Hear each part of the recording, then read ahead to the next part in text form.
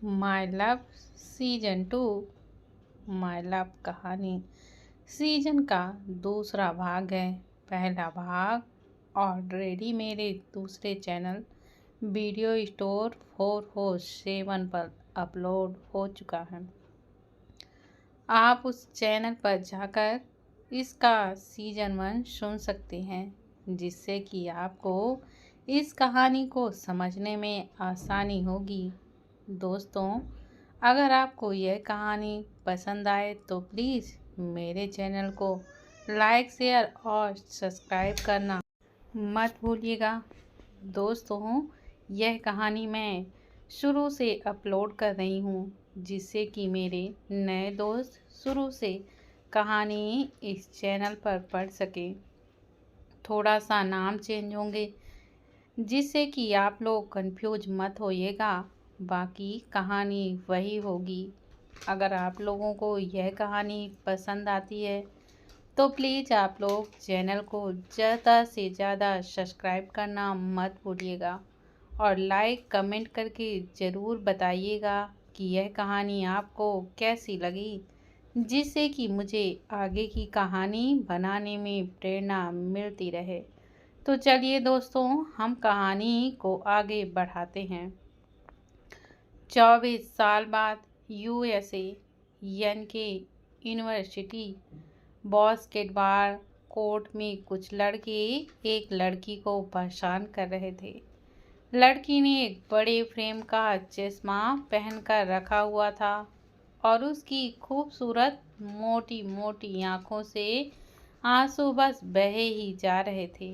वो उन लड़कों को खुद से दूर करने की कोशिश कर रही थी, लेकिन वो लड़के बदतमीजों की तरह उस पे बस हंसे ही जा रहे थे और बोल रहे थे, तेरी जैसी खूबसूरत लड़की को कैसे ही छोड़ दें। तेरी जैसी इंडियन ब्यूटी यूएस में कहाँ मिलती है। बस एक किस तो ही मांग रहा हूँ, चुपचाप दे दो और हम जाने देंगे। उनमें से एक लड़का आगे आकर उस लड़की का हाथ पकड़ के उसकी कमर से लगा देता है और उसके चेहरे की ओर झुकने लगता है। वो लड़की अब डर से एकदम कांप रही थी। उस लड़के के छूने से उसे बहुत ही ज़्यादा घिन सी आ रही थी। वो लड़की अपनी आंखें बंद कर लेती है और अपनी सारी ताकत से उसे गुस्से से धक्का दे देती है। वो लड़का संभल नहीं पाता और गिर जाता है। वो लड़का गुस्से से बोलता है, तेरी इतनी औकात कि तूने मुझे यानी रोहन कपूर को धक्का मारा। अब देख मैं तेरी क्या हालत करता हूँ। वो लड़की अपने आंसू पोंछ के उसके सामने जाके खड़ी हो जाती है और उस लड़की को उंगली दिखाते हुए बोलती है, तेरी तो इतनी भी औकात नहीं है कि तू मेरे सामने भी खड़ा हो सका। अगर मेरे भाइयों को पता चल गया ना तो तेरी ऐसी शक्ल हो जाएगी कि खुद को आईने में भी पहचान नहीं पाएगा और खुद को एक नज़र भी देख लिया तो यमराज के पास टिकट कट जाएगी तेरी। सोहन खड़ा हो जाता है और उस लड़की के पास जाके बोलता है, बुला तेरे भाइयों को, मैं भी तो देखूं वो कौन से तोप हैं। अगर इस पूरे कॉलेज के सामने तेरे भाइयों का जनाजा न निकाला तो मेरा नाम सोहन कपूर नहीं। वो लड़की अपना फ़ोन उठा के किसी को कॉल करती है और ग्राउंड में लगे बेंच पे एक पैर पे दूसरा पैर चढ़ा के बैठ जाती है। कुछ ही मिनट्स में वहाँ एक साथ बहुत सारी गाड़ियों के रुकने की आवाज़ आती है। सब लोग मुड़ के देखते हैं तो यूनिवर्सिटी के मेन गेट से एक साथ तीन बुगातियाँ अंदर आती हुई दिखाई देती। तीनों स्टाइल से वहाँ रुकती हैं और तीनों के एक साथ डोर ओपन होते हैं। तीनों से तीन हैंडसम मुंडे फॉर्मल सूट में आंखों में सेट्स लगाए बाहर की ओर आते हैं। पूरे कैंपस की लड़कियां आहें भरने लगती है। सब उनको देख के अपनी आंखें सेंकने लगते हैं। लड़के भी उनको देख के मुंह फाड़ लेते हैं। उनमें से 2 लड़के आके उस बेंच में बैठी लड़की को बोलते हैं, कैसा है मेरा बच्चा, ठीक तो है ना, कहीं चोट तो नहीं लगी। और लड़की ना में अपना सिर हिला देती है। और लड़के फिर से उसे पूछते हैं, किसकी इतनी हिम्मत हुई श्रेयांशी ओबरॉय को हाथ लगाने की। श्रेयांशी अपनी उंगली से इशारा करती है। वो दोनों लड़के पीछे देखने लगते हैं कि सारे लड़के जिसने भी श्रेयांशी के साथ बदतमीजी कर रहे थे वो अपने घुटनों के बल जमीन पे पड़े थे। सारे के सारे टूटी फूटी हालत में पड़े हुए थे। किसी का हाथ टूटा था तो किसी का पैर, किसी का सिर फूट चुका था तो किसी का जबड़ा टूट चुका था। और सोहन की हालत तो खराब सी होने लगी थी। उनकी हालत देख के वो दोनों लड़के अपने सिर पे हाथ रख के बोलते हैं, ये अर्णव भाई भी ना, कभी तो हमें भी मौका दे दे, लेकिन ये तो बात शुरू होने से पहले ही ख़त्म कर देते हैं। पता नहीं इतने गरम क्यों रहते हैं।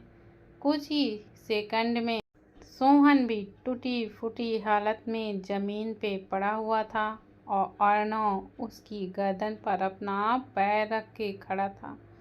अर्णव एक जोरदार किक सोहन को मार देता है और वो जाके श्रेयांशी के पैरों पर पहुंच जाता है। श्रेयांशी उसके ऊपर से आके अर्णव को जाके हक कर लेती है और बोलती है, आप ना वर्ल्ड के बेस्ट भाई हो। आप हो सबसे छोटे और काम सारे बड़ों वाले करते हो, इसलिए तो हमारे डैडा हो। अर्णव बिना किसी एक्सप्रेशन के साथ वहीं खड़ा रहता है और बोलता है, तीनों घर जाओ, मैं हॉस्पिटल जा रहा हूँ। इतना बोल के अर्णव वहाँ से अपनी बुगाती को लेकर चला जाता है। उसके जाते ही दोनों लड़के वहाँ आ जाते हैं। श्रेयांशी दोनों भाइयों को देख के बोलती हैं, अमन भाई, सिद्धार्थ भाई, क्या होगा अर्णव भाई का? पता नहीं कैसे हॉस्पिटल और ऑफिस दोनों ही मैनेज कर लेते हैं, पर इतने इमोशनल लेस क्यों हैं? पता नहीं कभी वो किसी को अपनी ज़िंदगी में आने देंगे या फिर नहीं। अर्णव के जाते ही वो तीनों भी वहाँ से निकल जाते हैं। अर्णव कुछ देर में अपने हॉस्पिटल पर होता है। उसके पहुँचते ही हॉस्पिटल में पिन ड्रॉप साइलेंस हो जाता है। जहाँ भी इतनी आवाज़ आ रही थी वो सब शांत हो जाते हैं। अर्णव आगे बढ़ता है तो सामने से उसे एक लड़की आती हुई दिखाई देती है। वो लड़की उसके पास आके बोलती है, डॉक्टर अर्णव, पेशेंट की हालत बहुत ही ज़्यादा क्रिटिकल है, हमें अभी के अभी ऑपरेशन करना होगा। अर्णव हाँ में अपना सिर हिला देता है। सब लोग ऑपरेशन की तैयारी में लग जाते हैं। कुछ ही देर में अर्णव ऑपरेशन के कपड़ों में बाहर आता है और ऑपरेशन थिएटर पर जाने लगता है। बाहर पेशेंट की फैमिली बहुत ही ज़्यादा रो रही थी। अर्णव उनको एक नज़र देखता है और अंदर की ओर चला जाता है। ऑपरेशन शुरू हो जाता है। अर्णव अपने पूरे के पूरे फोकस के साथ पेशेंट का ऑपरेशन कर रहा था।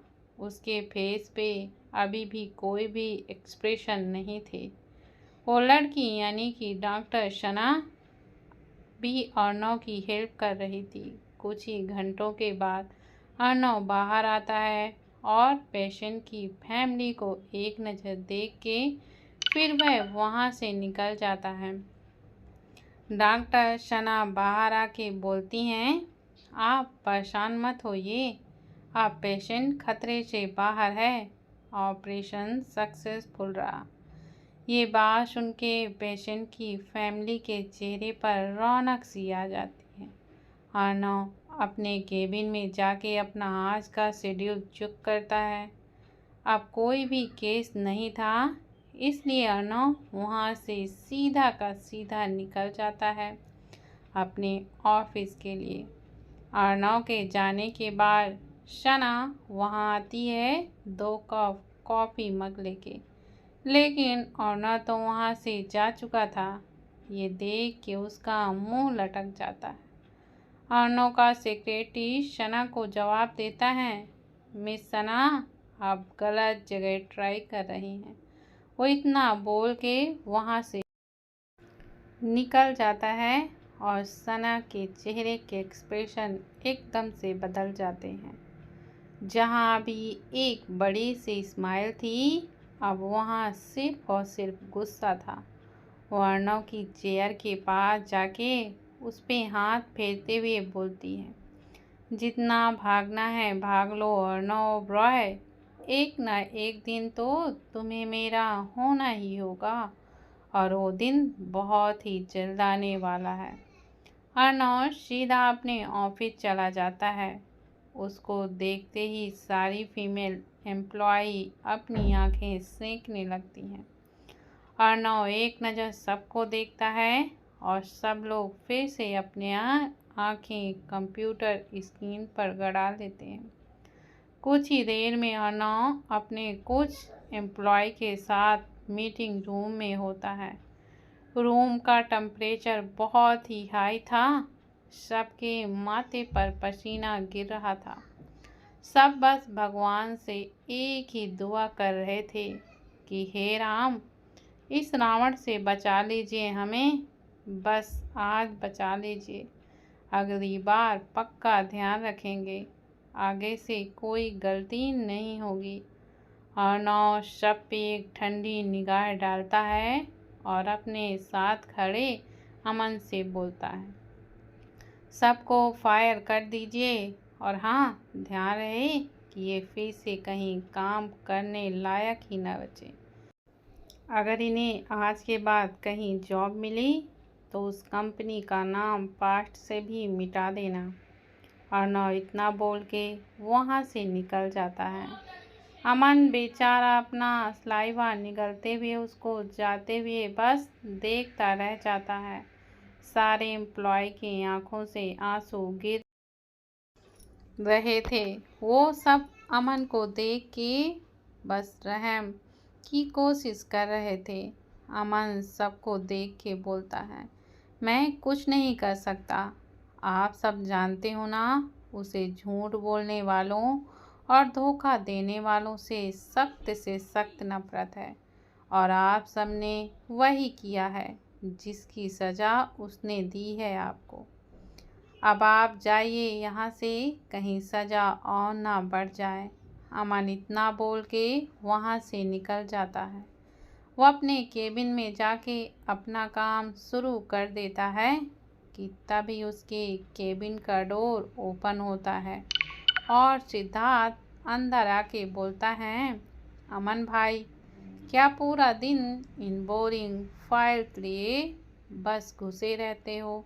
चलो ना, आज क्लब चलते हैं। वैसे भी कितने दिन हो गए हैं हमें कहीं बाहर नहीं गए हैं। अमन उसको ऐसे इग्नोर कर देता है जैसे वो यहाँ एक चिट्ठी नहीं करता। अमन उसको घूरते हुए बोलता है, पिछली बार गए थे तो पूरा 1 महीना पूरे गार्डन की सफाई करनी पड़ी थी। इस बार पता नहीं कोई सा नया फरमान सुनाएगा वो हिटलर। तभी उनका फ़ोन रिंग करता है। उसमें डेविल का ही मैसेज था, जिसने लिखा था, अपने इस महीने की पॉकेट मनी भूल जाओ और आज से जो भी पेंडिंग वर्क है वो तुम दोनों रात को भी करोगे, और हाँ, 1 महीने में मुझे काम कंप्लीट चाहिए, वरना मुझसे बुरा और कोई नहीं होगा। दोनों उस मैसेज को पढ़ के अपना सिर पीट लेते हैं और एक दूसरे के गले लग के रोने लगते हैं। काफ़ी देर तक एक दूसरे को झूठे आंसू पोंछ के उनके हाथ दर्द करने लगते हैं। दोनों एक दूसरे से अलग होते हैं और अपने अपने काम पे लग जाते हैं। रात को अर्णव घर वापस आ जाता है तो उसे हाल में ही श्रेयांशी दिखाई देती है, जो बुक पढ़ते हुए ही सो रही थी। अर्णव उसे गोद में उठा के उसके रूम ले जाता है और ब्लैंकेट से कवर करके बाहर आ जाता है। थोड़ी देर में फ्रेश होकर वो जब हाल में वापस आता है तो सामने उसकी मॉम और डैड पीहू और श्रेयस ओबराय उनके लिए डिनर लगा रहे थे। अर्णव उनको एक नज़र देख के अपनी चेयर पर आके बैठ जाता है और डिनर करने लगता है। थोड़ी देर में वो डिनर करके अंदर की ओर जाने लगता है कि तभी उसकी मॉम उसे रोकते हुए बोलती हैं, अर्णव बेटा, क्या अब आपके पास अपने पेरेंट्स से बात करने का भी वक्त नहीं है? क्यों आपने खुद को काम में इतना डुबा लिया है? क्या है आपकी इस खामोशी की वजह? आप तो मुस्कुराना ही भूल गए हैं। छोटी मॉम, मैं बिल्कुल ठीक हूँ, आप परेशान मत होइए। रात काफ़ी हो गई है, आपको अब सो जाना चाहिए। अर्णव के जाते ही पीहू जी की आंखें भर आती हैं। वो श्रेयस जी के गले लग के बोलती हैं, क्या मैं उसके लिए एक अच्छी माँ बन नहीं पाई? क्या मैंने अपना वादा अच्छे से नहीं निभाया? वो इतना खामोश सा क्यों हो गया है? श्रेयस जी उसके बालों को सहलाते हुए बोलते हैं, तुम परेशान मत हो पीहू, आप जानती हैं ना वो कौन है? वो बिल्कुल उनके ही जैसा है। जब से उसे उसके सारे सवालों का जवाब मिल जाएगा तो देखना हमारा बच्चा फिर से वैसा का वैसा ही हो जाएगा। पीहू जी हाँ में अपना सिर हिला देती हैं और फिर दोनों अपने रूम में चले जाते हैं। नेक्स्ट मॉर्निंग अर्णव जिम से एक्सरसाइज करके वापस आ जाता है। वो किचन में जाके खुद के लिए कॉफ़ी बनाने लगता है, क्योंकि उसे उसकी छोटी मॉम के अलावा किसी के भी हाथ की कॉफ़ी पसंद नहीं थी। वो कॉफ़ी बना के अपने रूम में जाने ही लगता है कि हाल की सिचुएशन देख के उसकी आंखें छोटी हो जाती हैं। वो किचन में जाके ठंडा पानी लेकर आता है और हाल के सोफे पर सोते उन दो प्राणियों सिद्धार्थ और अमन पर डाल देता है। दोनों नींद में ही अपनी आंखें खोल के बिना देखे चिल्लाते हैं, अबे कौन है बे? किसकी इतनी हिम्मत हो गई हम दोनों पर पानी डालने की? किसको अपनी जान प्यारी नहीं है? सिद्धार्थ बिना देखे बस बोले ही जा रहा था। वहीं बेचारा अमन तो सामने खड़े जल्लाद को देख के सोफे से ही गिर चुका था। उसकी आंखें, मुंह, कलेजा, गुर्दा, फेफड़ा, किडनी सब बाहर के बाहर ही आ चुके थे। अमन सिद्धार्थ को चिप कराने की कोशिश करता है, लेकिन वो तो बस बके ही जा रहा था। उस पागल को अब कौन समझाए कि अगर उसने जल्दी ही अपनी जुबान पर लगाम नहीं लगाई तो शायद वो फिर कभी नहीं बोल पाएगा। तभी उन दोनों के कानों पे अर्णव की तड़कती भड़कती हुई आवाज़ सुनाई देती है, जो बोल रहा था, आधे घंटे में अगर आप दोनों ऑफिस में नहीं हुए तो आज से और अभी से पूरे ऑफिस की और घर की सफाई की जिम्मेदारी आप दोनों की होगी। अर्णव तो अपना फरमान सुना के वहाँ से चला गया था। अब बेचारे अमन और सिद्धार्थ सिर पे पैर रख के अंदर भागते हैं और कुछ ही सेकंड में बिजली की स्पीड से बाहर की ओर भागते हैं। अब ये भी जान लो कि उनको ये सज़ा मिली क्यों है? क्योंकि कल अर्नव के ऑफिस के निकलने के साथ ही वो दोनों क्लब चले गए थे, क्योंकि उन्हें लगा था कि उनका खड़ो हिटलर भाई तो घर चला गया, अब किसको पता चलेगा। लेकिन वो दोनों भूल गए कि राक्षसों के पास बहुत पावर होती है, और ऊपर से दोनों ड्रिंक करके भी आए थे। थोड़ी देर में अर्नव भी नाश्ता करके हॉस्पिटल के लिए निकल जाता है। यह उसका डेली रूटीन था, पहले हॉस्पिटल और फिर ऑफिस जाना। अर्नव कुछ ही देर में हॉस्पिटल पहुंच जाता है। डॉक्टर सना उसको देख के मुस्कुरा देती हैं, लेकिन अर्नव के फेस पर कोई भी भाव नहीं थे। वो सना को इग्नोर करके आगे बढ़ जाता है, सीधे अपने केबिन पे जाके अपनी सेक्रेटरी से अपडेट लेता है। आज कोई ऑपरेशन नहीं था, सिर्फ कुछ पेशेंट को चेक करना था। कुछ ही देर में उनको चेक करके वह वहाँ से निकल जाता है। कुछ ही पलों में उसकी बुगाती एक बड़े से घर के सामने आकर रुकती है। उस घर की सिक्योरिटी इतनी टाइट थी कि परिंदा भी पर ना मार सके। सारे गार्ड्स अर्नव को ग्रीट करते हैं और वो अंदर चला जाता है। वो सीधा एक रूम में चला जाता है, जो कि सिर्फ उसके फिंगरप्रिंट से ही खुलता था। वो अंदर जाके सोफे पर बैठ जाता है और एकटक सामने बस देखने लगता है। उसकी आंखों में कोई भी भाव नहीं थे। कुछ देर ऐसे ही बैठने के बाद वो वहाँ से बाहर आ जाता है और अपने ऑफिस के लिए निकल जाता है।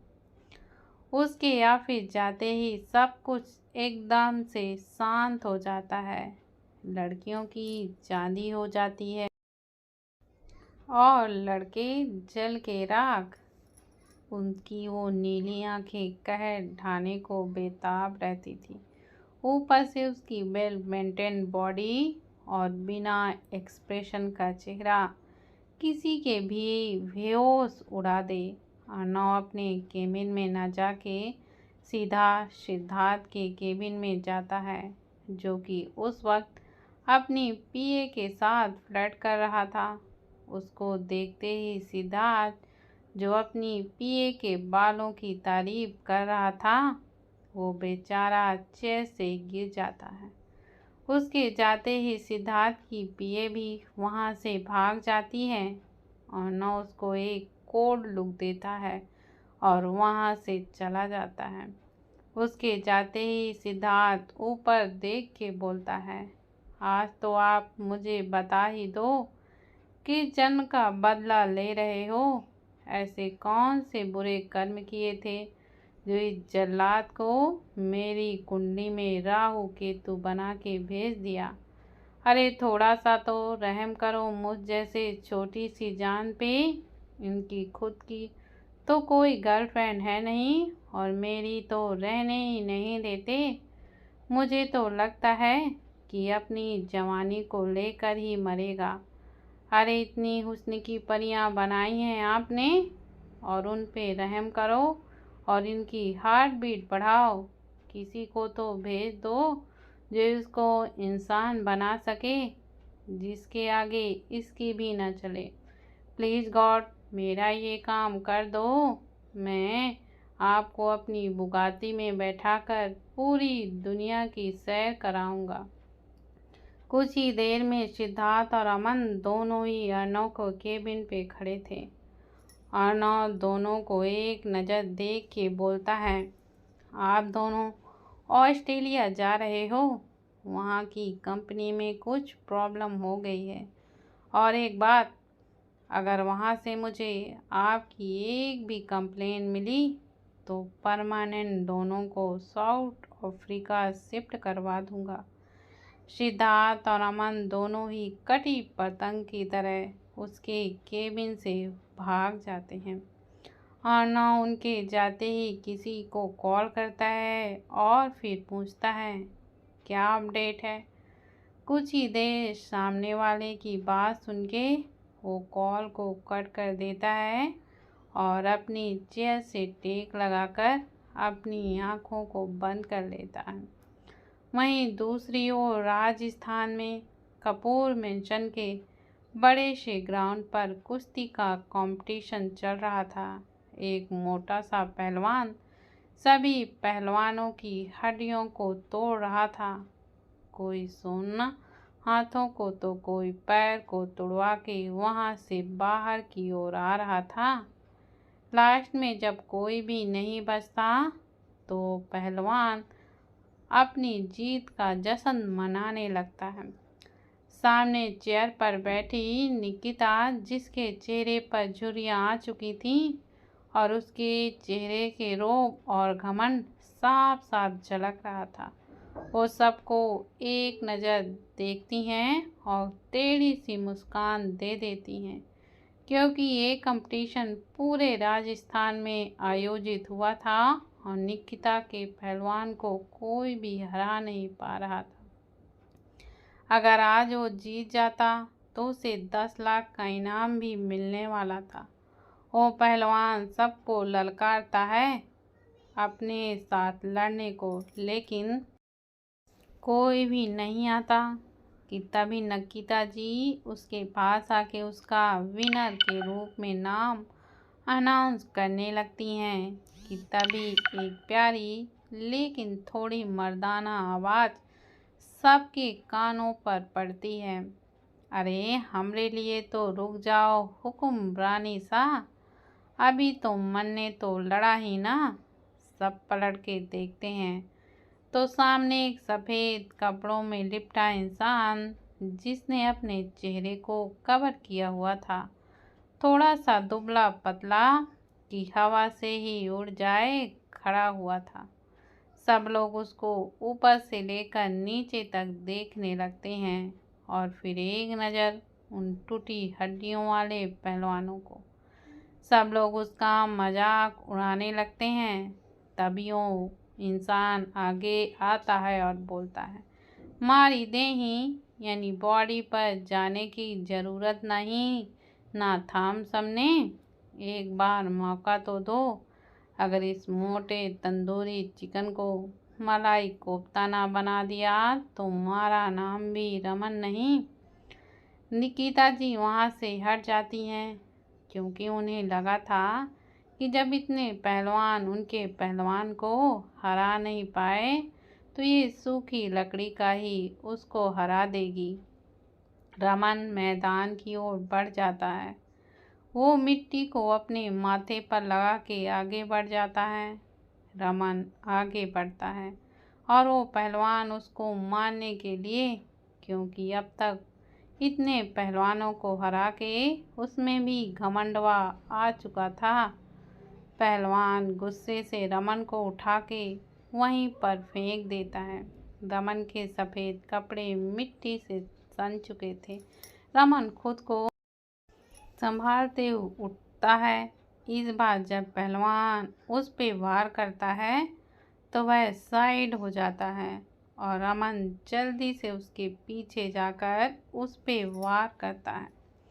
पहलवान गिर जाता है। वो फिर से उठ के रमन पर वार करता है, लेकिन फिर से वह मुंह की खाता है।